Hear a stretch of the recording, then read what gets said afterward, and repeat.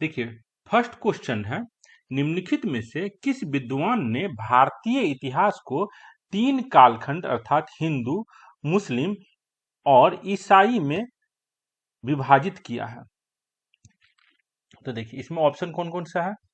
इसमें ऑप्शन दिया गया है हेगल, थॉमस मेटकाफ, तीसरा है जेम्स मिल और चौथा है विश्वनाथ काशीनाथ राजवाड़े। तो इसमें आंसर क्या होगा? इसमें आंसर जो है, इसका आंसर क्या होगा? जेम्स मिल। यहाँ पर 4 इतिहासकारों का नाम दिया गया। एक है विश्वनाथ काशीनाथ राजवाड़े, दूसरा है थॉमस आर मेटकाफ, तीसरा है हेगल और चौथा है जेम्स मिल। तो हम लोग ये चारों जो इतिहासकार है उसके बारे में थोड़ा सा जान लेते हैं। तो देखिए, हेगल जो है, हेगल आपको एक जर्मन फिलोसफर था। ये बेसिकली इतिहासकार के रूप में ज्यादा फेमस नहीं है, जर्मन फिलोसफर था हेगल। हेगल का टाइम पीरियड क्या है? 1770 से लेके 1831। ये जर्मन फिलोसफर के रूप में ज्यादा फेमस है। थॉमस आर मेटकाफ ये इतिहासकार था। इसका एक बुक हम आपके सामने दिखा रहे हैं आपको, आइडियोलॉजीज ऑफ द राज। तो ये भारतीय इतिहास पे, जो ब्रिटिश कालीन इतिहास पे इन्होंने बुक लिखा है, थॉमस आर्मेट का। उसके बाद विश्वनाथ काशीनाथ राजवाड़े, ये भारतीय इतिहासकार है। ये बेसिकली मराठा के इतिहास को लिखने के लिए जाने जाते हैं। ये बेसिकली मराठा का इतिहास को लिखने के लिए जाने जाते हैं। विश्वनाथ काशीनाथ राजवाड़े प्रख्यात इतिहासकार, विद्वान, लेखक और वक्ता थे, विश्वनाथ काशीनाथ राजवाड़े। और ये जो जेम्स मिल है, जेम्स मिल आपको एक इतिहासकार है और इन्होंने बहुत सारा बुक लिखा। उसमें इनका एक बुक है the history of British India. ये देखिए, the history of British India. इसी book the history of British India में उन्होंने भारतीय इतिहास को 3 भागों में बांटा। एक हिंदू, मुस्लिम और ईसाई। हिंदू मतलब प्राचीन भारत, मुस्लिम मतलब मध्यकालीन भारत और आधुनिक भारत को इसने ईसाई के रूप में विभाजित किया है। तो आपको समझ में आ गया होगा, जेम्स मिल ने अपने पुस्तक the history of British India में भारतीय इतिहास को 3 भाग में हिंदू, मुस्लिम और ईसाई में बांटा है। चलिए हम लोग नेक्स्ट क्वेश्चन देखते हैं। 18वीं शताब्दी के दौरान भारत में सामाजिक आर्थिक स्थितियों के संदर्भ में निम्नलिखित कथनों पर विचार करें। पहला ऑप्शन है, मकतब प्रारंभिक शिक्षाओं की संस्था थी। चतुष्पथी उच्च शिक्षा के संस्थान थे।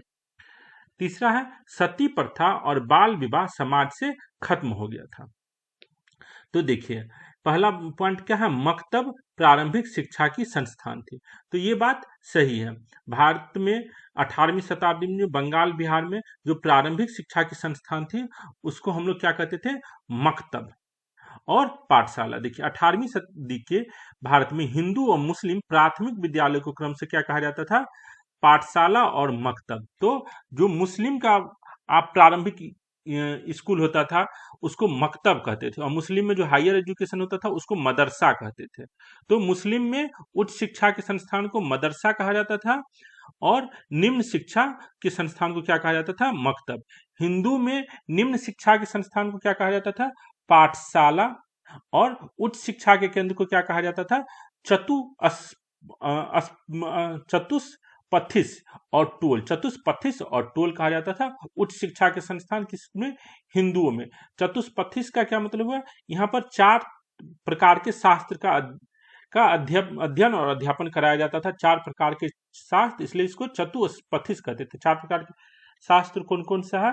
एक है ग्रामर, व्याकरण, दूसरा लॉ नियम, तीसरा पुराण और चौथा दर्शन। तो ये 4 प्रकार के बुक यहाँ पर पढ़ाया जाता था। पहला ग्रामर अर्थात व्याकरण, लॉ मतलब नियम, पुराण और दर्शन। 4 प्रकार की शिक्षा वहां पढ़ाया जाता था। उच्च शिक्षा का जो हिंदू लोगों का उच्च शिक्षा का केंद्र था, इसलिए उसको क्या कहते थे?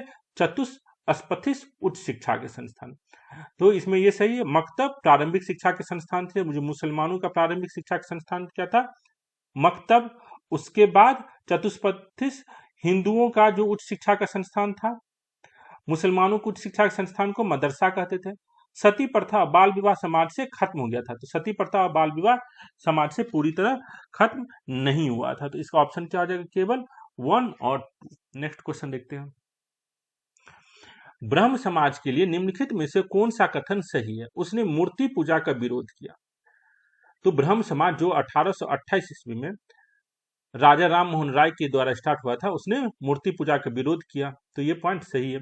उसने वेदों की अचूकता की वकालत की, तो दूसरा पॉइंट गलत है। उन्होंने वेदों की अचूकता की वकालत नहीं की थी। उसने अन्य धर्मों की शिक्षा को भी शामिल किया।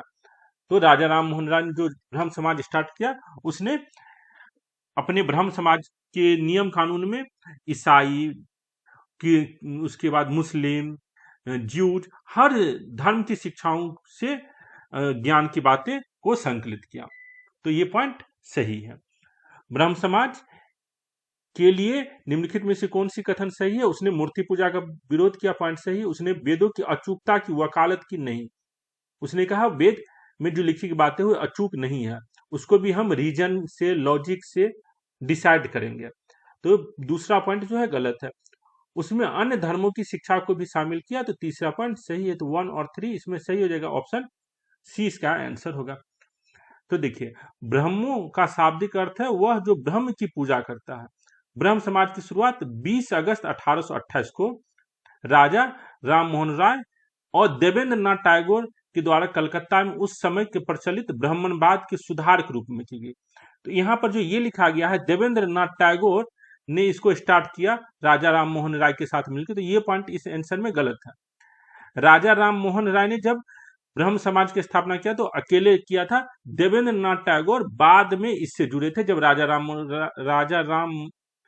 मोहन राय का डेथ हो जाता है, तब देवेंद्र नाथ टैगोर ब्रह्म समाज से जुड़ते हैं। याद रखिएगा, कभी भी देवेंद्र नाथ टैगोर को हम ब्रह्म समाज के संस्थापक के रूप में नहीं याद करते हैं। यहाँ पर गलत है, जो देवेंद्र नाथ टैगोर ने स्टार्ट किया था, केवल राजा राम मोहन राय ने स्टार्ट किया था। तो राय और देवेंद्र नाथ टैगोर ने उस समय के प्रचलित ब्राह्मणवाद के सुधार के रूप में ब्रह्म समाज, ठीक है, यह मूर्ति फोटो के पूजा के विरोध में थे, वो पशु बलि चढ़ाने की अनुमति नहीं देता था। याद रखिएगा, इतना ही सही है। नेक्स्ट देखते हैं, अलीगढ़ आंदोलन के संबंध में निम्नलिखित कथनों पर विचार करें। यह एक पुनर्स्थानवादी आंदोलन था। उसकी शुरुआत मौलाना अबुल कलाम आजाद ने की थी। उसने मुसलमानों के बीच आधुनिक पश्चिमी शिक्षा को बढ़ावा दिया। तहदीब उल अखलाक अलीगढ़ आंदोलन से संबंधित है। तो अलीगढ़ आंदोलन जो आपको सर सैयद अहमद खान के द्वारा स्टार्ट किया गया था, कब? 1875 ईस्वी में। ये एक सुधारवादी आंदोलन था। ये कैसा था? एक सुधारवादी आंदोलन था। तो ये पुनरुत्थानी आंदोलन नहीं था, ये सुधारवादी आंदोलन था। इसकी शुरुआत मौलाना अबुल कलाम आजाद ने नहीं की थी। इसकी शुरुआत किसने की थी? सर सैयद अहमद खान ने की थी। इसने मुसलमानों के बीच आधुनिक पश्चिमी शिक्षा को बढ़ावा दिया। तो ये पॉइंट सही है। सर सैयद अहमद खान मुसलमानों के बीच पश्चिमी शिक्षा को बढ़ावा देने के लिए स्कूल खोलते हैं, मैगजीन निकालते हैं, कॉलेज बनाते हैं। जैसे जामिया मिलिया इस्लामिया जी कॉलेज अभी दिल्ली में है, वो भी अलीगढ़ में ही था। अभी अलीगढ़ यूनिवर्सिटी अलीगढ़ में ही है। तो ये सब किनके द्वारा स्टार्ट किया गया था? तो सर सैयद अहमद खान के द्वारा। और ये तहदीब उल अखलाक इनके द्वारा निकाला गया मैगजीन है। तहदीब उल अखलाक सर अहमद खान के द्वारा निकाला गया मैगजीन है। तो यहाँ पर देखिए, इसकी शुरुआत मौलाना अबुल कलाम आजाद ने की। ये पॉइंट केवल गलत है। यह एक पुनरुत्थानी आंदोलन था। तो ये पुनरुत्थानी आंदोलन नहीं था, ये सुधारवादी आंदोलन था।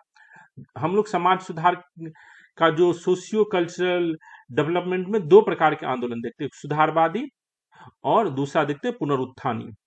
तो सुधारवादी में सैयद अहमद खान के द्वारा जो स्टार्ट किया गया है सुधारवादी है। उसके बाद ब्रह्म समाज सुधारवादी है। पुनरुत्थानी में कौन सा देखते हैं? तो ब्रह्म आर्य समाज जो है पुनरुत्थानी है। देवबंद आंदोलन जो पुनरुत्थानी है।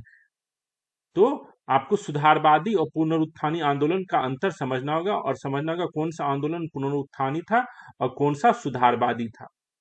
तो अलीगढ़ आंदोलन जो है सुधारवादी था, जिस प्रकार से ब्रह्म समाज भी आपको एक सुधारवादी आंदोलन था। ठीक है, तो इसमें पॉइंट 2 गलत है, 1 गलत है। तो इसका आंसर क्या आ जाएगा? इसमें पूछा जा रहा है कौन सा कथन सही है, तो सही है आपको 3 और 4। ठीक, अगला क्वेश्चन है, वह इंडियन नेशनल एसोसिएशन के संस्थापक सदस्य थे। आनंद मोहन बोस उसके संरक्षक थे। उन्होंने ईस्वी में बंगाली अखबार शुरू किया। ईश्वर चंद्र विद्यासागर ने उन्हें मेट्रोपॉलिटन इंस्टीट्यूशन में अंग्रेजी का प्रोफेसर बनाया। उन्हें ट्रम्पेट वक्ता कहा जाता था। उपयुक्त कथन में से किसका वर्णन किया जा रहा है? तो देखिए, इंडियन नेशनल एसोसिएशन जो 1876 ईस्वी में स्टार्ट हुआ था, 1876 ईस्वी में स्टार्ट हुआ था। 1875 ईस्वी में इससे पहले एक आपको ऑर्गेनाइजेशन स्टार्ट हुआ था, इंडियन लीग, शिशिर कुमार घोष के द्वारा इंडियन लीग स्टार्ट हुआ था। याद रखिएगा, 1875 में एक ऑर्गेनाइजेशन स्टार्ट हुआ था, इंडियन लीग, किसके द्वारा? शिशिर कुमार घोष। उसी के बाद 1876 ईस्वी में आपको सुरेंद्र नाथ बनर्जी और आनंद मोहन बोस मिलकर क्या स्टार्ट करते हैं? एक organisation Indian National Association start करते हैं, जो बंगाल के जो मिडिल क्लास के लोग हैं उसके हितों को ध्यान में रखने के लिए, उसके हितों की बात करने के लिए कौन सा ऑर्गेनाइजेशन स्टार्ट होता है? पहले इंडियन लीग, इंडियन लीग को सुपरसीड करके एक बनाया जाता है आपको इंडियन नेशनल एसोसिएशन 1876 में। पहले इंडियन लीग बनता है शिशिर कुमार घोष के द्वारा, इसको सुपरसीड करके एक ऑर्गेनाइजेशन बनता है, कौन सा? Indian National association. कब बनता है? 1876 में। किसके द्वारा बनता है? तो सुरेंद्र नाथ बनर्जी और आनंद मोहन घोष। ये ऑर्गेनाइजेशन किसके विरोध में ये ऑर्गेनाइजेशन बनता है? तो ये ऑर्गेनाइजेशन बनता है आपको British Indian association. British Indian association जो 1851 ईस्वी में, जो 1851 ईस्वी में राधाकांत दूड और देवेंद्र नाथ ठाकुर और राधाकांत देव ने लैंडलॉर्ड्स, जमींदारों की हितों की सुरक्षा करने के लिए 1851 ईस्वी में एक ब्रिटिश इंडियन एसोसिएशन बनाया था। याद रखिएगा, ब्रिटिश इंडिया एसोसिएशन 1851 ईस्वी में जमींदारों की हितों की बात करने के लिए एक बनाया गया था, ब्रिटिश इंडिया एसोसिएशन 1851 में। किसके द्वारा? राधाकांत देव और देवेंद्र नाथ ठाकुर के द्वारा। देवेंद्र नाथ ठाकुर जो रविन्द्रनाथ टैगोर के पिता होते। इसी ब्रिटिश इंडिया एसोसिएशन के विरोध में आपको ये इंडियन नेशनल एसोसिएशन बना था 1876 में। बनाने वाले कौन है? सुरेंद्र नाथ बनर्जी।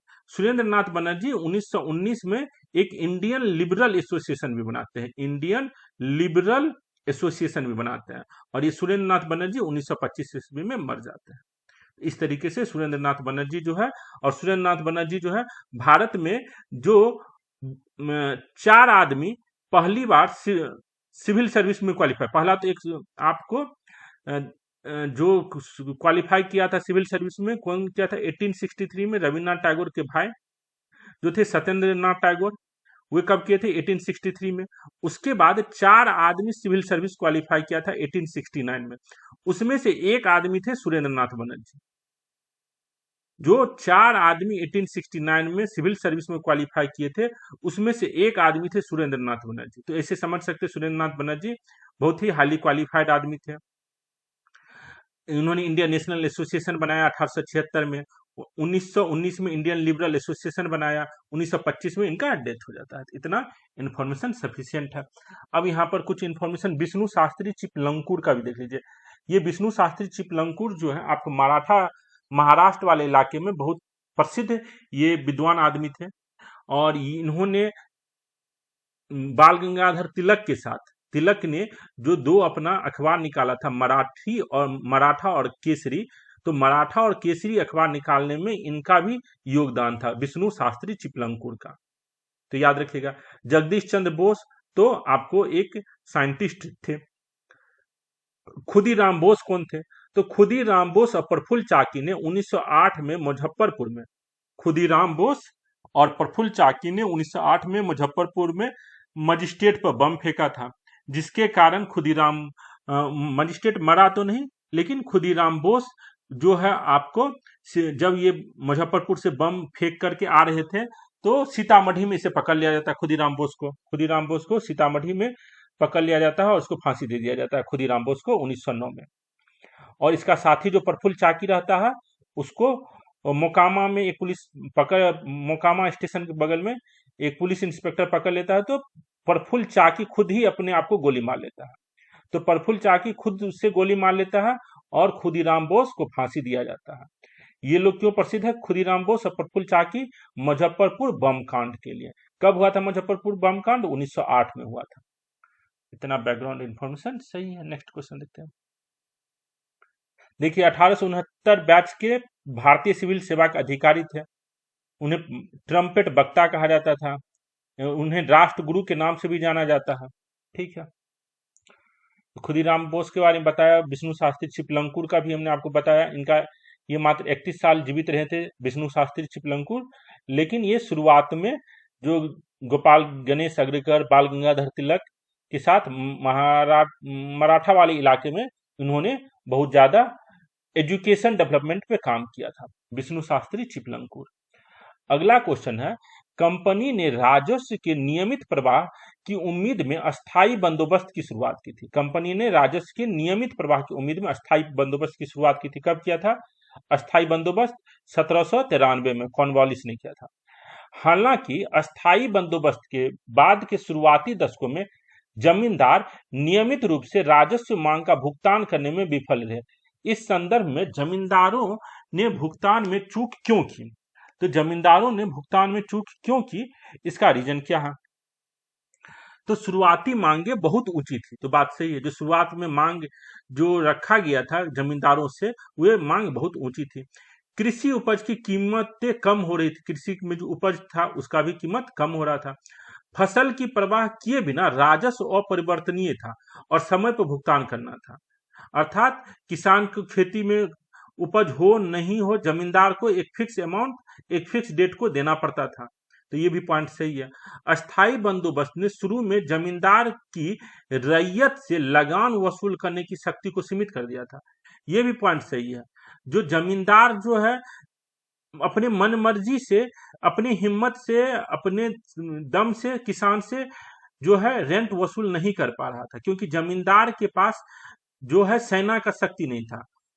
पुलिस का जो काम था वह जमींदार से छीन लिया गया था।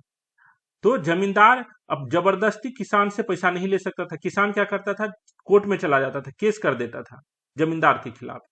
तो केस जो है 10 साल 20 साल तक झूलता रहता था। और बड़ा बड़ा जो किसान होता था वह जानबूझकर जमींदार को पैसा नहीं देता था। तो इस तरीके से अस्थाई बंदोबस्त के शुरू में जमींदारों की रैयत से लगान वसूल करने की शक्ति को सीमित कर दिया था। तो इसका ऑप्शन क्या आ जाएगा? चारों पॉइंट सही है, बी।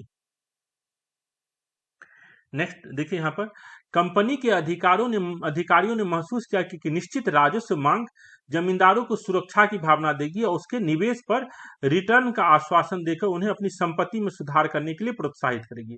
तो ये बात किसने प्रमोट किया था? जो जमींदारी प्रथा को लागू करो, अस्थाई बंदोबस्त लागू करो। तो ये बात को सपोर्ट करने वाला जो ब्रिटिश अधिकारी था उसका नाम क्या था? John sorry. जॉन सॉर जो था वह पहले वारेन हेस्टिंग के समय में कोशिश किया जो परमानेंट सेटलमेंट लाया जाए। वारेन हेस्टिंग चला गया 85 में। फिर 86 में जब कॉर्नवालिस आया तो कॉर्नवालिस को भी समझाया जॉनसन जो परमानेंट सेटलमेंट लाओ, ये ज्यादा अच्छा रहेगा।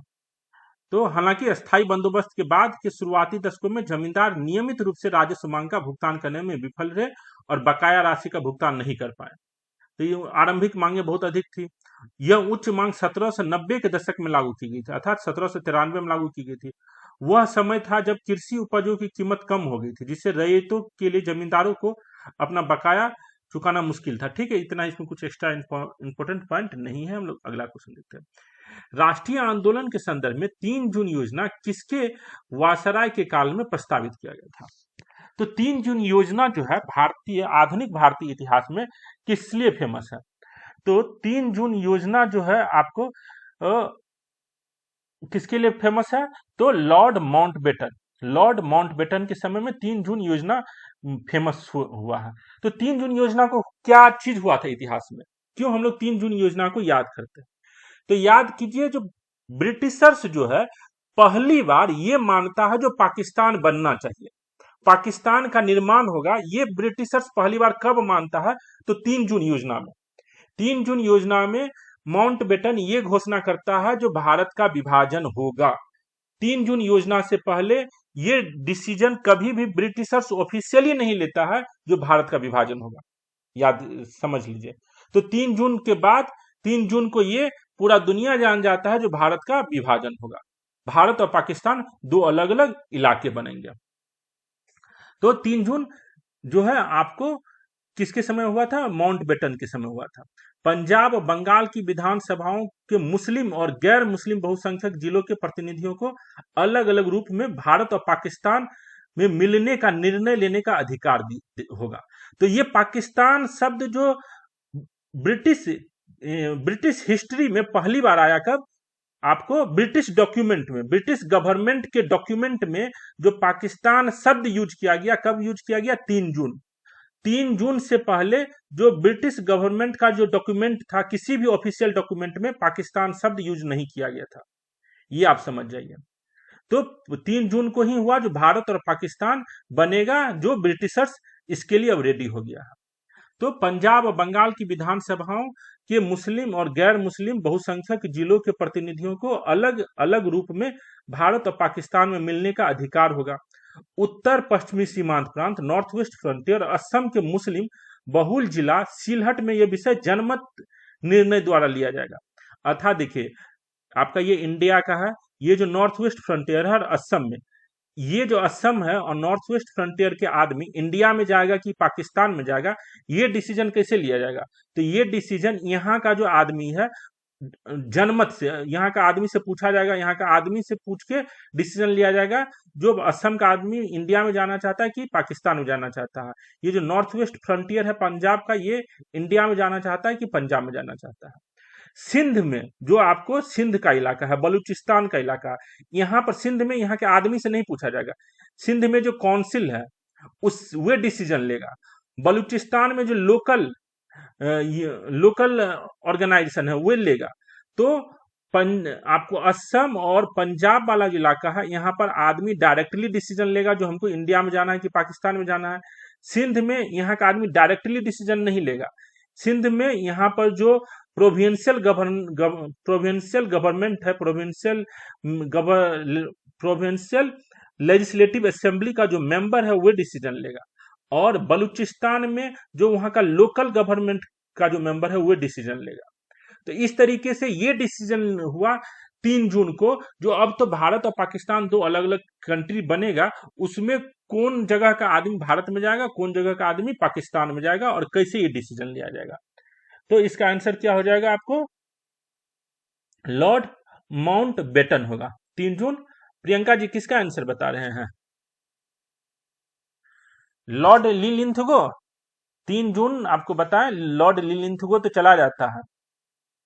लॉर्ड लिलिंथगो का टाइम पीरियड क्या है? 36 से लेके 1943 तक लॉर्ड लिलिंथगो का टाइम है।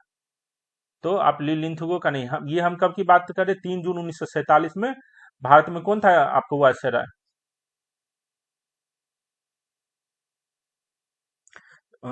तो देखिए, लॉर्ड वेबल कब आता है? तो लॉर्ड वेबल जो है, इसका टाइम पीरियड है 1943 से लेकर 1947 तक। और सर पैट्रिक लॉरेंस आपको वायसराय नहीं है। सर पैट्रिक लॉरेंस को हम लोग क्यों याद करते हैं? तो कैबिनेट मिशन प्लान जो आता है, उसमें एक मेंबर सर पैट्रिक लॉरेंस भी होते हैं। तो हम लोग देख लिए, जो राष्ट्रीय आंदोलन के संदर्भ में 3 जून योजना किसके वायसराय काल में प्रस्तावित की गई थी? तो इसका आंसर क्या हो जाएगा आपको? 7th क्वेश्चन का आपको लॉर्ड माउंटबेटन। तो देखिए, लॉर्ड माउंटबेटन का 3 जून प्लान भी आपको समझ में आ गया होगा। नेक्स्ट क्वेश्चन देखते हैं। औपनिवेशिक भारत में किसान आंदोलन के संदर्भ में बकासत आंदोलन के लिए निम्नलिखित में से कौन सा सही नहीं है? बकासत आंदोलन, बकासत भूमि मूल रूप से किराएदारों की थी, लेकिन बकाया भुगतान बकासत भूमि लेकिन बकाया भुगतान न करने के बदले में जमींदार ने उस पर कब्जा कर लिया था। 1946 लास्ट था। ये किसके बारे में लिख रहे हैं सोनू जी? समझ में नहीं आया मुझे। ठीक है, आप देखिए, यहाँ पर है, बकासत भूमि मूल रूप से किराएदारों की थी, लेकिन बकाया भुगतान न करने के बदले में जमींदार ने उस पर कब्जा कर लिया था। यह आंदोलन बिहार के मुंगेर क्षेत्र में उभरा। इसका नेतृत्व राहुल संकृत्यान ने किया। आंदोलन सफल रहा क्योंकि जमींदार काश्तकारों के साथ बकासत भूमि का बंदोबस्त करने पर सहमत हो गए थे। तो देखिए बकासत आंदोलन जो आपको बिहार के इतिहास में बहुत इंपॉर्टेंट एक स्टोरी है। बकासत आंदोलन बहुत इंपॉर्टेंट पॉइंट है, ये हमको मालूम होना चाहिए। तो इसका नेतृत्व राहुल संक्रांतियान ने नहीं किया था। राहुल संक्रांतियान ने कहां पर किया था? छपरा में किया था। और हमारे भारतीय बिहार की किसान मूवमेंट में इसको लीड करने वाले कौन है? स्वामी सहजानंद सरस्वती। ये प्रियंका जी आपका आंसर सही है। इसका नेतृत्व किसने किया था? स्वामी सहजानंद सरस्वती ने किया था। तो बकासत आंदोलन जमींदारों के कब्जे वाली बकासत भूमि से किराएदार को बेदखल करने के विरोध में उभरा था। बकासत भूमि वह भूमि थी जो मूल रूप से किराएदारों की थी, लेकिन बकाया भुगतान न करने के बदले में जमींदार ने उस पर कब्जा कर लिया था। तो इसमें ज्यादा इंपॉर्टेंट कुछ बातें हैं नहीं भी समझने के लिए। यहाँ पर स्वामी सहजानंद सरस्वती जो है ये यहाँ पर स्टार्ट किए थे। छपरा सही है प्रियंका जी, राहुल संक्रांति ने छपरा में किया था। ठीक है, अगला क्वेश्चन है, भारत के आधुनिक इतिहास के संदर्भ में Max Muller, Monier Williams, Roth और ससून, R G Bhandarkar, R L Mitra में क्या समानता है? भारत के अतीत की पुनः खोज का प्रयास पहला ऑप्शन। दूसरा, प्रमुख हड़प्पा स्थलों की खुदाई, वे गांधी जी के घनिष्ठ सहयोगी थे, ये सभी राष्ट्रवादी समाचार पत्र के संपादक थे। तो इसका आंसर क्या होगा? तो इसका आंसर ये है, ये सभी इतिहासकार हैं, Max Muller, Monier Williams, Roth and सोसिन, R G Bhandarkar, R L Mitra, ये सब क्या है? आपको प्राचीन भारत के इतिहासकार हैं। हमारा भारत का प्राचीन भारत का इतिहास अगर आपको समझना है तो ये लोग जो किताब लिखे हैं उससे आपको समझ में आएगा। तो भारत के अतीत की पुनः खोज का प्रयास इन लोगों ने किया था। ठीक है, देखिए मोनियर विलियम्स, रोथ, ससून जैसे यूरोपीय विद्वान और आरजी भंडारकर, आर एल मित्रा और बाद स्वामी विवेकानंद जैसे भारतीय विद्वानों के ऐतिहासिक शोधों ने भारत के अतीत के गौरव और महानता की एक पूरी तरह से नई तस्वीर बनाई। उपयुक्त विलियम जॉन्स के अलावा, इसमें विलियम जॉन्स का तो नाम ही नहीं है, अलेक्जेंडर कनिंघम, जेम्स प्रिंसेप ने भी भारत के गौरवशाली अतीत की पुनः खोज में महत्वपूर्ण भूमिका निभाई। अलेक्जेंडर कनिंघम ने तो पूरे बिहार का ही जो उत्खनन किया है उसमें अलेक्जेंडर कनिंघम का नाम आता है। ये सभी राष्ट्रवादी समाचार पत्र के संपादक थे? डी नहीं, ये सभी भारत के अतीत की पुनः खोज का प्रयास किए हैं। ये इन लोग का बुक है। आरजी भंडारकर बहुत फेमस, आपको याद रखिए, बहुत फेमस इनका बुक है। अगर मौर्य की हिस्ट्री पढ़ना, मौर्यन हिस्ट्री पढ़ना है, नंदा डायनेस्टी पढ़ना, तो आरजी भंडारकर का कहानी जो इतिहास का बुक है बहुत फेमस है, याद समझ लीजिए। नेक्स्ट क्वेश्चन देखते हैं, निम्नलिखित में किस वायसराय के कार्यकाल के दौरान सिविल सेवा को इंपीरियल, प्रांतीय और अधीनस्थ सेवाओं में वर्गीकृत किया गया था? इस क्वेश्चन का आंसर बताइए प्रियंका जी। जो किस वायसराय के कार्यकाल के दौरान सिविल सेवा को इंपीरियल, प्रांतीय और अधीनस्थ सेवाओं के में बांटा गया था? तो पहले हम लोग यहाँ पर जो 4 वायसराय है उसका नाम देख लेते हैं। लॉर्ड एलन बेरो, उसके बाद कौन है? लॉर्ड डलहौजी, उसके बाद कौन है? लॉर्ड लैंसडाउन, उसके बाद कौन है? Lord Metcalfe. तो देखिए हम लोग देखते हैं लॉर्ड एलन बेरो का क्या टाइम था। तो लॉर्ड एलन बेरो का टाइम क्या है? आपको 1842 से लेके 1844, 1842 से लेके 1844। लॉर्ड डलहौजी का क्या टाइम है? लॉर्ड डलहौजी का टाइम तो देखिए 1848 से लेके 1856। लॉर्ड डलहौजी का टाइम क्या है? 1848 से लेके 1856। मेटकाफ का क्या टाइम था? 1835 से लेके 1836। और यहाँ पर जो एक और गवर्नर का नाम दिया गया, गवर्नर जनरल ऑफ इंडिया का नाम दिया गया, वो है लॉर्ड लैंसडाउन। यहाँ पर क्या नाम दिया गया? लॉर्ड लैंसडाउन। इसका टाइम क्या है? 1888 से 1894। 1888 से लेके 1894। 1888 से पहले कौन था? डफरीन। हाँ, डफरीन। इसका टाइम क्या है? 1884 से लेके 1888। 1888। यहाँ पर जो 4 ऑप्शन में टाइम दिया गया है गवर्नर, इसका हम लोग देख लिए। एलन बोरो 42 से 44, लैंसडाउन 88 से 90, नहीं लैंसडाउन 88 से 94 है। लैंसडाउन 88 टू 94 है। तो इसका आंसर क्या हो जाएगा आपको? लॉर्ड लैंसडॉन होगा। लॉर्ड लैंसडॉन, इसके समय होता क्या है और ये सिविल सेवा को इंपीरियल, प्रांतीय और अधीनस्थ सेवाओं में क्यों वर्गीकृत किया जाता है, ये समझिए। सबसे पहले हम लोग देखे हैं जो भारत में सिविल सर्विसेज अर्थात ब्रिटिश इंडिया में सिविल सर्विसेज कब स्टार्ट हुआ, तो ब्रिटिश इंडिया में सिविल सर्विसेज स्टार्ट हुआ, पहला बार जो एग्जाम हुआ था, कंडक्ट करवाया गया था, कब, 1855 ईस्वी में। उसके बाद 1863 ईस्वी में पहली बार एक भारतीय आदमी जो है सिविल सर्विस में गया। कौन गया आपको, सत्येंद्रनाथ ठाकुर या सत्येंद्रनाथ टैगोर जो है, ये गया 1863 ईस्वी में। उसके बाद 1800 इसके बाद आपको 1869 में और 4 आदमी ब्रिटिश सिविल सर्विस में गया। उसके बाद क्या हो रहा है, भारत का जो आदमी सब है उसका भी डिमांड होने लगा जो हमको भी सिविल सर्विस एग्जाम में पार्टिसिपेशन ज्यादा से ज्यादा हो, भारतीय आदमी का भी पार्टिसिपेशन सिविल सर्विस एग्जाम में ज्यादा हो। सिविल सर्विस का जो एग्जाम है जो केवल लंदन में हो रहा था, 1922 से पहले सिविल सर्विस का एग्जाम जो 1855 में सिविल सर्विस का एग्जाम स्टार्ट हुआ वो केवल लंदन में हो रहा था। भारतीयों का डिमांड था जो भारत में भी एग्जाम हो और ज्यादा से ज्यादा आदमी को भारत में अलाउ किया जाए एग्जाम में बैठने के लिए, क्वालिफाई करने के लिए। इसी सब बात के लिए 1886 ईस्वी में एक कमिटी बना, सिविल सर्विसेज कमिटी। उस कमिटी का हेड कौन था, एचसीएन था, उसी के नाम पर हम लोग इस सिविल सर्विस कमिटी को क्या कहते हैं, एचसीएन कमिटी। तो याद रखिएगा, एचसीएन कमिटी जो बनता है आपको कब बनता है, 1886 में एक पब्लिक सर्विस कमीशन बनता है।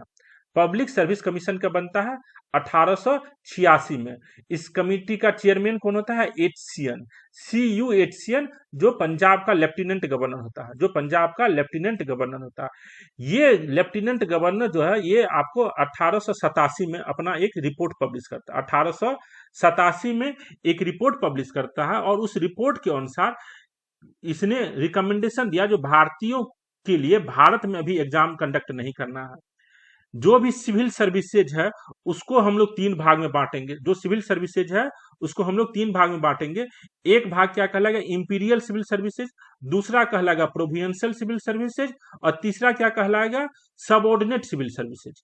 इंपीरियल सिविल सर्विस जो है वो कहां पर कंडक्ट होगा, उसका रिक्रूटमेंट कहां से होगा, तो लंदन से। उसका जो आएगा सर्टिफिकेट, उसका जो अपॉइंटमेंट होगा वो पूरा होगा लंदन से। इंपीरियल सिविल सर्विसेज में जिस आदमी का अपॉइंटमेंट होगा वो पूरा कंट्रोल कहां से होगा, लंदन से होगा। प्रोविंशियल सिविल सर्विसेज ये जो है हम लोग भारत में कंडक्ट कराएंगे और यहाँ पर जो इसमें इंप्लॉय होगा उसको क्या कहेंगे, प्रोविंशियल। और सबऑर्डिनेट सिविल सर्विसेज भी है वो भी भारत में होगा।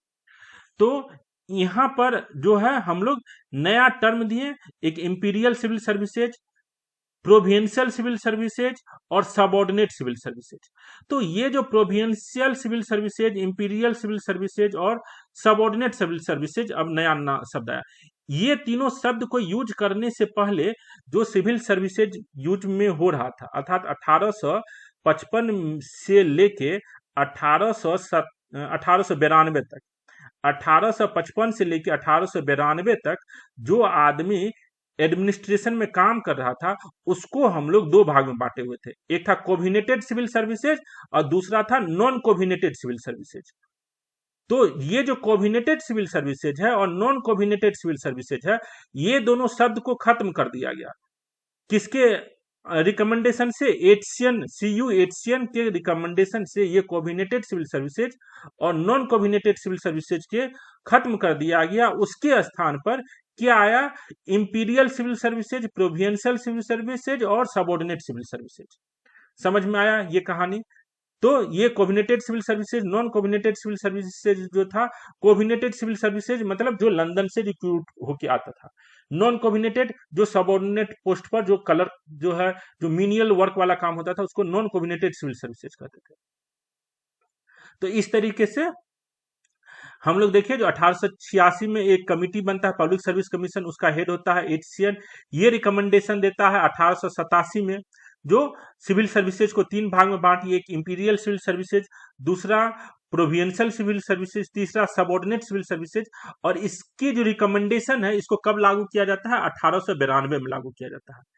तो ये जो सिविल सर्विसेज का बंटवारा हुआ तीन में, इंपीरियल सिविल सर्विसेज, प्रांतीय सिविल सर्विसेज, अधीनस्थ सेवाओं में वर्गीकृत किसके टाइम में ये लागू हुआ? तो ये लागू हुआ है लॉर्ड लैंसडाउन के समय में। ये क्वेश्चन थोड़ा सा कहानी ज्यादा लंबा था। निम्नलिखित में से किस वायसराय के कार्यकाल के दौरान सिविल सेवाओं को इंपीरियल, प्रांतीय और अधीनस्थ सेवाओं में वर्गीकृत किया गया? तो बेसिकली किया गया लॉर्ड लैंसडाउन के समय। रिकमेंडेशन आया था डफरीन के समय, जब डफरीन आपको 1884 से लेके 1888 तक गवर्नर जनरल था, 1888 तक था, इसके समय रिकमेंडेशन आया। लेकिन ये रिकमेंडेशन जो एशियन कमेटी का रिकमेंडेशन था ये लागू कब हुआ? 1892 में लॉर्ड लैंसडाउन के समय हुआ। लॉर्ड लैंसडाउन का क्या टाइम है? 1888 से लेके 1894 तक, 1888 से लेकर 1894 तक ये रिकमेंडेशन लागू कब हुआ था? 1892। इसलिए इस क्वेश्चन का आंसर क्या होगा? लॉर्ड लैंसडाउन। उम्मीद है आप लोग को समझ में आ गया होगा। नेक्स्ट देखते हैं।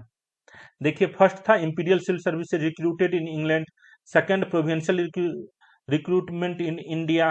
तो ठीक है, इतना समझ लीजिए काफी है। अगला क्वेश्चन है, 1883 के इल्बर्ट बिल में एक प्रावधान था कि ब्रिटिश प्रजा का मुकदमा सत्र न्यायालय में भारतीय न्यायाधीशों द्वारा चलाया जाएगा। इस विधेयक का यूरोपीय लोगों में उग्र विरोध हुआ क्योंकि वे भारतीयों को हीन मानते थे। इस संदर्भ में इल्बर्ट बिल के संबंध में संघर्ष का अंतिम समाधान किया था। तो अंतिम समाधान क्या था? इसे वायसराय रिपन द्वारा निरस्त कर दिया गया, पहला ऑप्शन। इसमें संशोधन करके यह प्रावधान किया गया कि केवल यूरोपीय न्यायाधीश ही यूरोपीय विषयों पर मुकदमा चला सकेंगे। तीसरा पॉइंट क्या? इसमें यह प्रावधान जोड़ा गया कि यदि किसी भारतीय न्यायाधीश को किसी यूरोपीय व्यक्ति पर मुकदमा चलाना है तो ज्यूरी में 50% यूरोपीय सदस्य होने चाहिए, इसमें से कोई नहीं। तो इसका आंसर क्या होगा?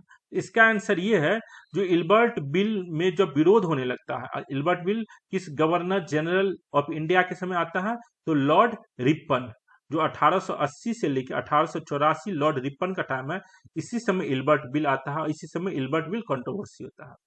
और इसमें इसके बाद जब इल्बर्ट बिल कंट्रोवर्सी आता है तो एक प्रावधान इसमें जोड़ा जाता है कि किसी भारतीय न्यायाधीश को अगर किसी यूरोपीय व्यक्ति पर मुकदमा चलाना है तो ज्यूरी में 50% यूरोपीय सदस्य होंगे। इल्बर्ट बिल को खत्म नहीं किया जाता है।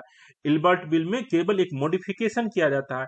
क्या मॉडिफिकेशन किया जाता है? इसमें यह प्रावधान जोड़ा गया कि यदि किसी भारतीय न्यायाधीश को किसी यूरोपीय व्यक्ति पर मुकदमा चलाना है तो ज्यूरी में 50% सदस्य यूरोपीय होंगे। तो देखिए, इल्बर्ट बिल विधेयक 1883 में पेश किया गया था। सर कॉर्टिन इल्बर्ट, जो भारतीय परिषद की कानूनी सलाहकार थे, ने भारतीय न्यायाधीशों को यूरोपीय लोगों के खिलाफ मामले की सुनवाई करने का अधिकार दिया था। इल्बर्ट बिल की शुरुआत से पहले भारतीय मजिस्ट्रेट को ब्रिटिश विषयों पर मुकदमा चलाने की अनुमति नहीं थी। हालांकि इस विधेयक का यूरोपीय लोगों में तीव्र विरोध हुआ। इससे भारतीयों के प्रति यूरोपीय लोगों के व्यापक नस्लीय पूर्वाग्रह का पता चला। भारत में रहने वाले अधिकांश ब्रिटिश महिलाओं द्वारा इल्बर्ट बिल की लोकप्रिय और स्वीकृति के परिणाम स्वरूप वायसराय रिपन ने एक संशोधन पास किया, जिसके तहत यदि एक भारतीय न्यायाधीश को अदालत में एक यूरोपीय का सामना करना था तो 50% यूरोपीय लोगों की ज्यूरी की आवश्यकता थी। अंततः यह विधेयक 25 जनवरी 1884 को क्रिमिनल प्रोसीड्यूर कोड संशोधन 1884 के रूप में पारित किया गया।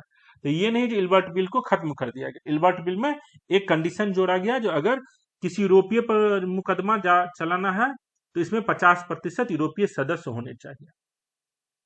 अगला क्वेश्चन देखते हैं।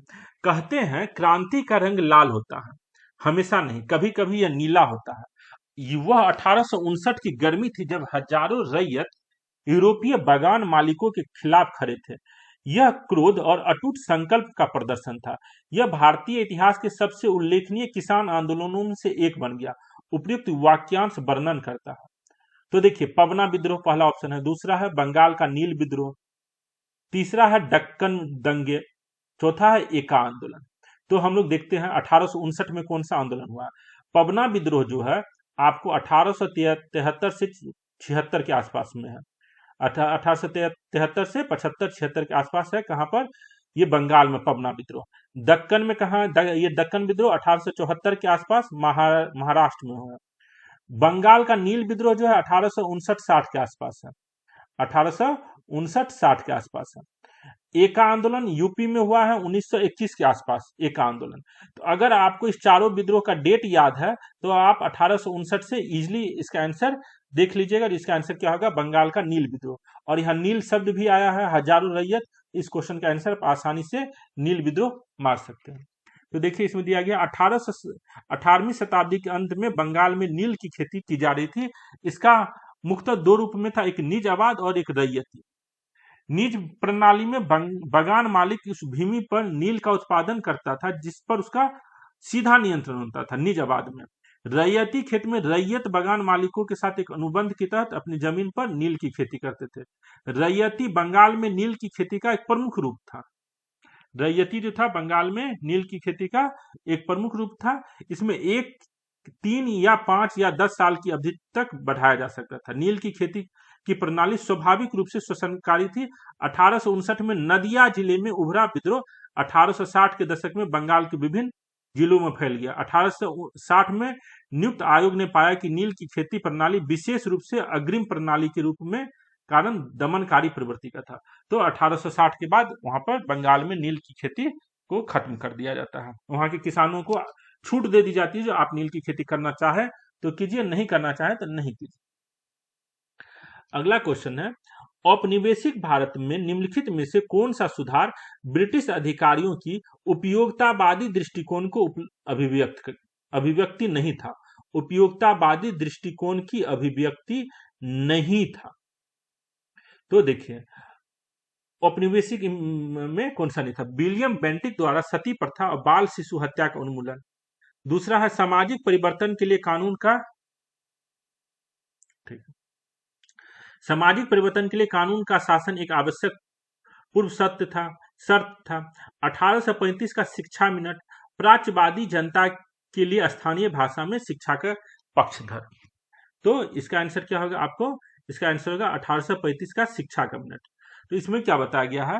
जो आपको भारत में जो सामाजिक सुधार किया गया था, सामाजिक जो प्रथा था, जिसे विलियम बेंटिक ने सती प्रथा उन्मूलन किया था। उसके बाद यहाँ पर बाल शिशु हत्या का उन्मूलन करवाया गया था। सामाजिक परिवर्तन के लिए कानून का, प्राच्यवादी जनताओं के लिए स्थानीय भाषा में शिक्षा के पक्षधर थे। तो प्राच्यवादी जनता के लिए स्थानीय भाषा में शिक्षा के पक्षधर थे। कौन सा सुधार अभिव्यक्ति नहीं था? उपयोगितावादी दृष्टिकोण का अभिव्यक्ति नहीं था। तो प्राच्यवादी, इसमें तो यही आंसर है, इसको यहीं तक देख लीजिए। इसमें अर्थ था कि ब्रिटिश अधिकारियों द्वारा से कुछ सुधार पेश किए गए। ठीक है, ये देखिए, ये जो है ब्रिटिशर्स जो है 1835 में मैकॉले रिपोर्ट आया था, उसी के आधार पर शिक्षा किस प्रकार का भारत में होना चाहिए, तो इसमें डिसीजन लिया गया था जो हम लोग को इंग्लिश शिक्षा को बढ़ावा देना है, जिसको हम लोग मैकॉले रिपोर्ट के आधार पर कहते हैं। और बाकी जो था ये समाज सुधार के लिए किया गया था। नेक्स्ट है, मार्च 1922 में गांधी की गिरफ्तारी के बाद की घटना के संदर्भ में निम्नलिखित कथनों पर विचार कीजिए। सीआर दास, मोतीलाल नेहरू, अजमल खान ने विधान परिषदों के बहिष्कार की वकालत की। तो पहला पॉइंट है। दूसरा है, राजगोपालाचारी, वल्लभ भाई पटेल, राजेंद्र प्रसाद और एम ए अंसारी विधान परिषदों में प्रवेश करना चाहते थे। तो ये पूरा पॉइंट गलत है, उल्टा है। सीआर दास, मोतीलाल नेहरू, अजमल खान जो है आपको जनवरी 1927 में एक पार्टी बनाते, जिस पार्टी का नाम क्या है? खिलाफत स्वराज पार्टी। केवल स्वराज पार्टी नाम है, इसका नाम है खिलाफत स्वराज पार्टी। जनवरी 1927 में बनाते हैं और इस पार्टी की मदद से ये लोग ये चाहते हैं, ये लोग विधानसभा में प्रवेश करें।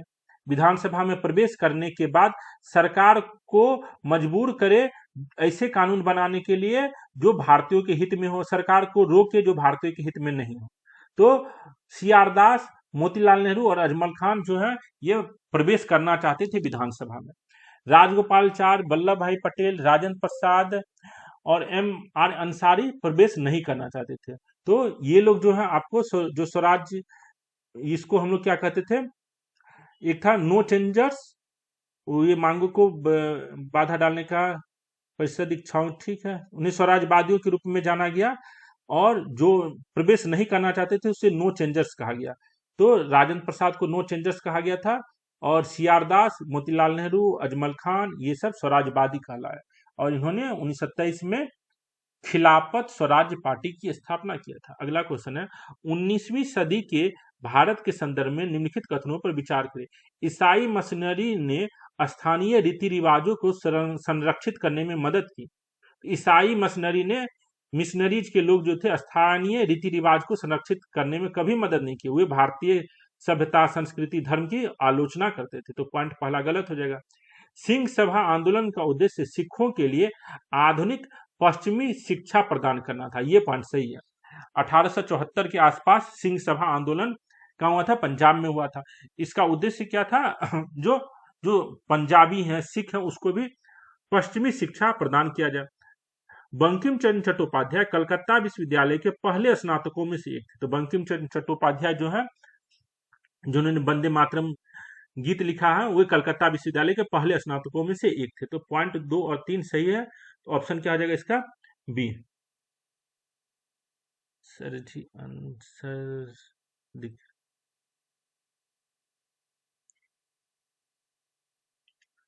ठीक है, ठीक है। हम नेक्स्ट क्वेश्चन देखें। 1813 के चार्टर अधिनियम के पारित होने के साथ ईसाई मिशनरी ने को बिना किसी प्रतिबंध के भारत में प्रवेश करने की अनुमति दी गई थी।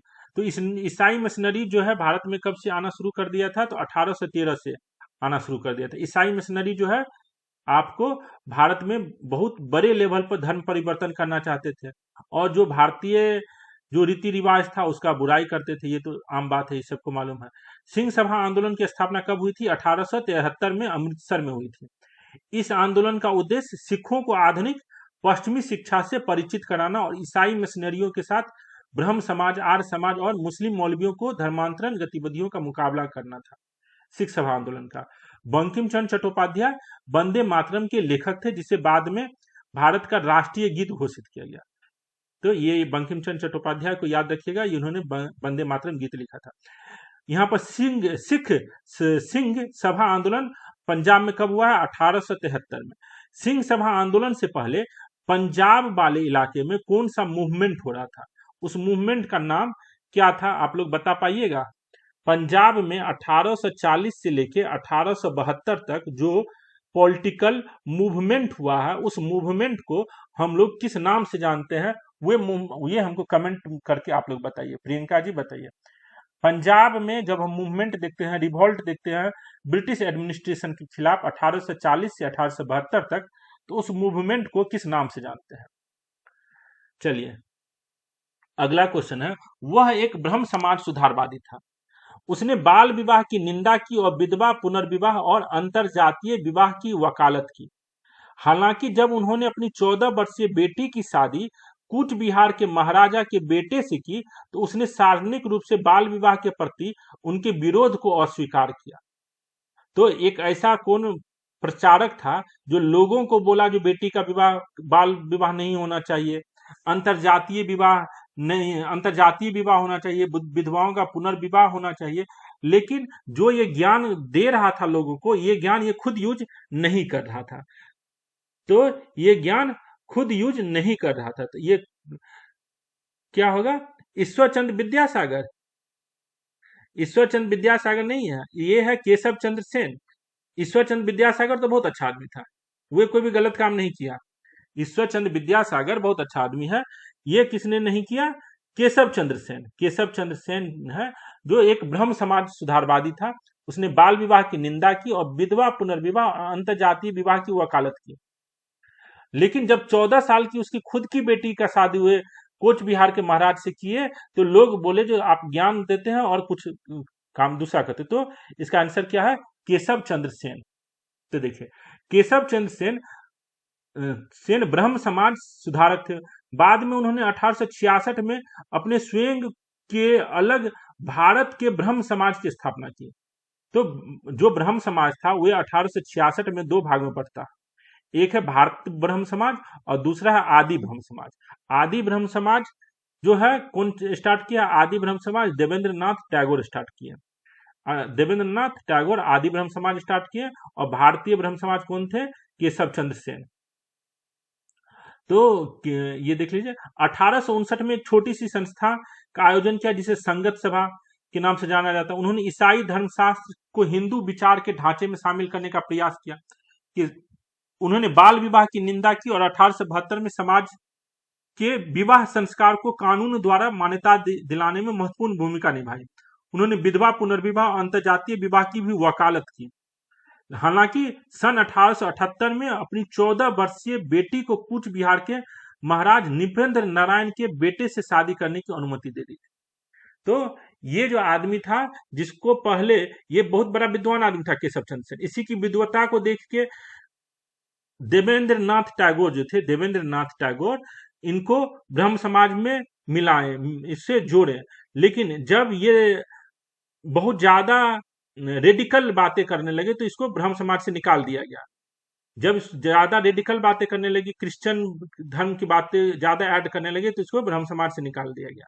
उसके बाद ये क्या किए, अपना एक भारत का ब्रह्म समाज बनाया।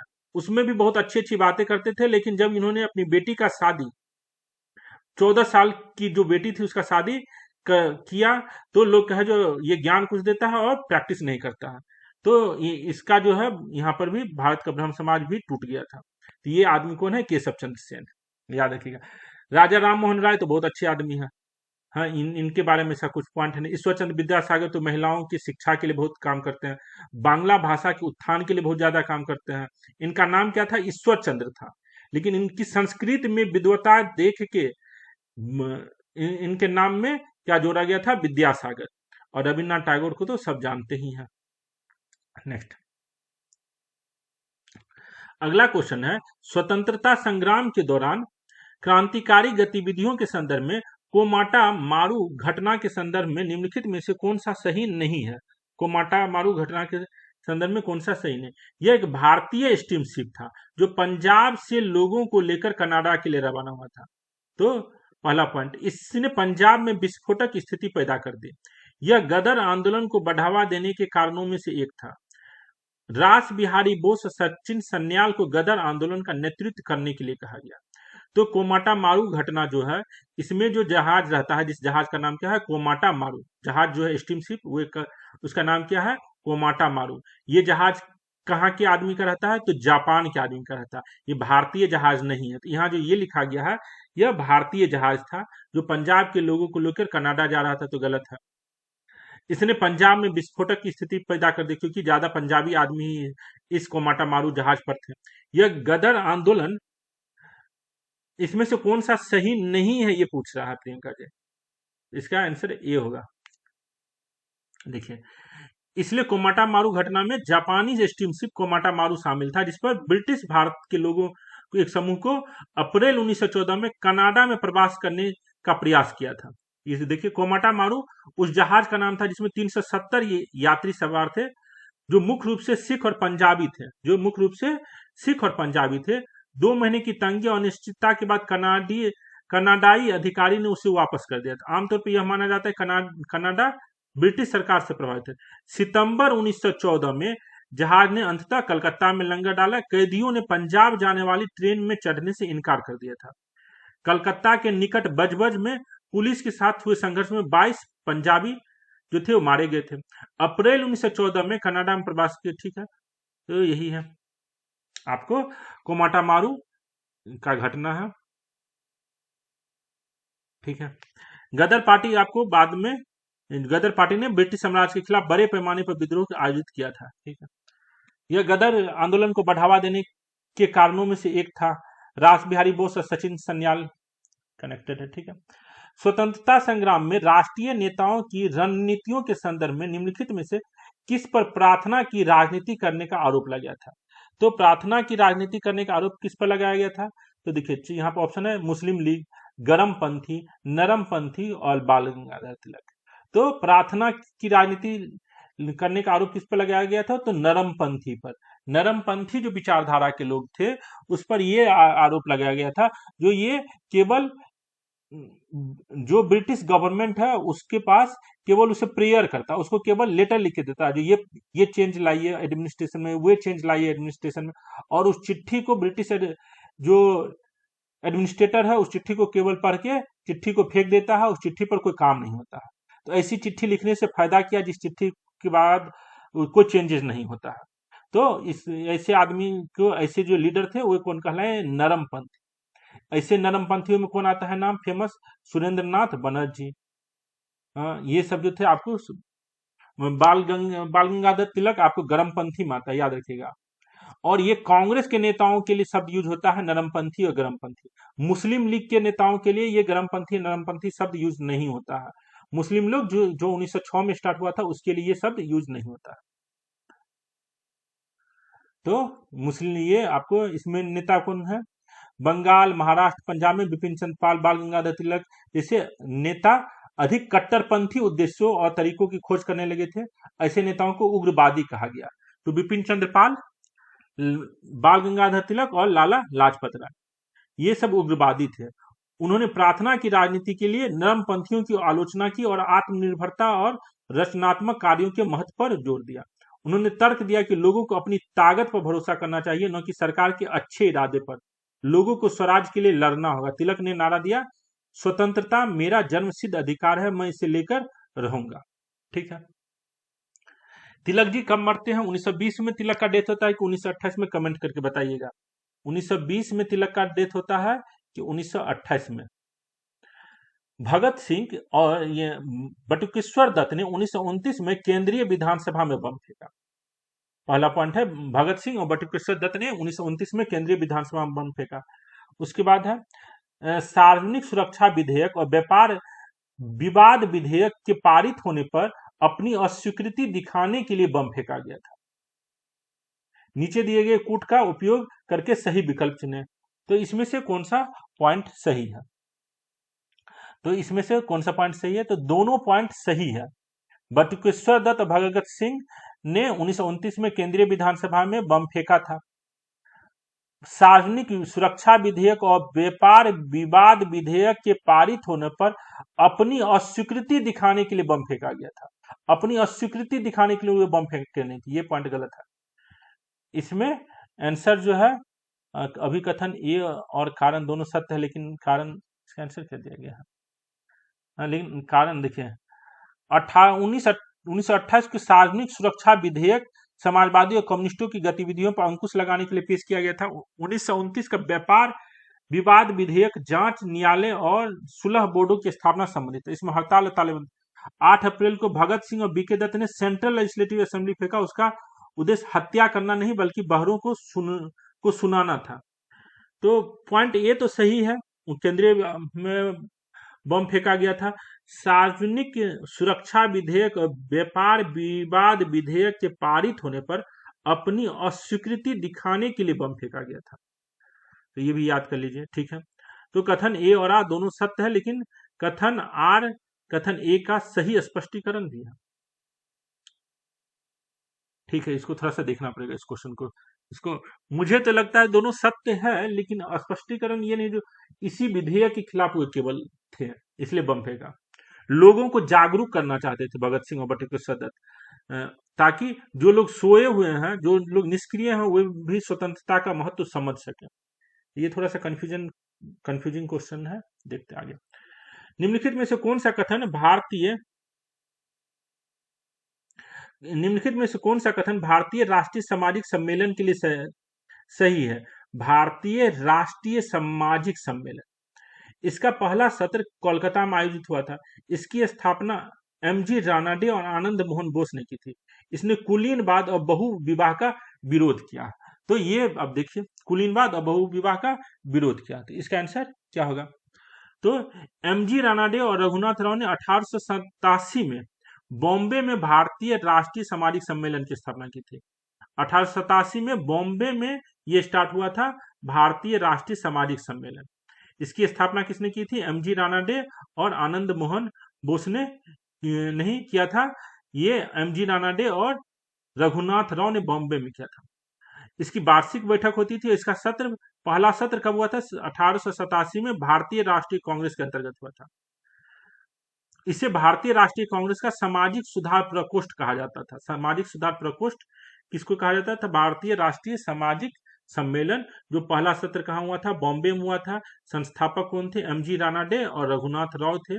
और इसने कुलीनवाद और बहुविवाह का विरोध किया था। ये पॉइंट सही है। तो इसने कुलीनवाद और बहुविवाह का विरोध किया था। सामाजिक सम्मेलन ने लोगों को बाल विवाह के खिलाफ प्रतिज्ञा लेने के लिए प्रेरित किया और प्रतिज्ञा आंदोलन भी चलाया। तो इसका आंसर केवल पॉइंट डी है, वे सही होगा। तो इस तरीके से ये जो पेपर थर्ड था परफेक्शन आईएएस का, उसके 20 क्वेश्चन को आज हम लोग डिस्कशन किए हैं। उम्मीद है आप लोग को ये डिस्कशन अच्छा लग रहा होगा, समझ में आ रहा होगा, हिस्ट्री का अच्छे से रिवीजन हो रहा होगा। कोई भी क्वेरी हो, कोई भी फीडबैक हो तो कमेंट करके हमें जरूर बताएं। देखने के लिए बहुत बहुत धन्यवाद।